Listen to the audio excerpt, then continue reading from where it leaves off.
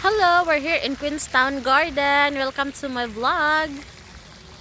Free park lang siya, guys. Pwede na mo magtambay dito kung mga broken hearted kayo or boring kayo sa buhay. Pwede mag-tiktok, pwede mag muni-muni.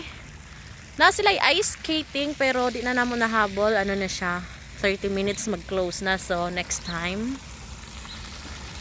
And thank you for watching.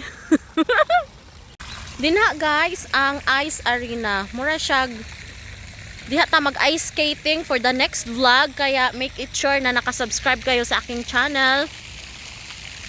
And this is my friend. Excited na kayo siyang mag ice skating. Isa siyang food vlogger.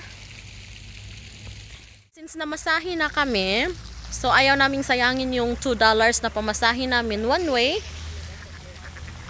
Kaya hanap tayo ng ibang mapuntahan since close na yung ice skating. Siguro mag-beer kami doon sa town. Hi guys! Hapit na jud ko nabuang guys. If you can help me please. mahirap jud mabuang guys. Pero laban lang ta diring dapita. Laban lang gid ta guys. Bisag wa ta kabalokin sa atong kontra. Laban lang gihapon ta. Diba? Kung nature lover mo guys, malove gyud ko ninyo tungod ani.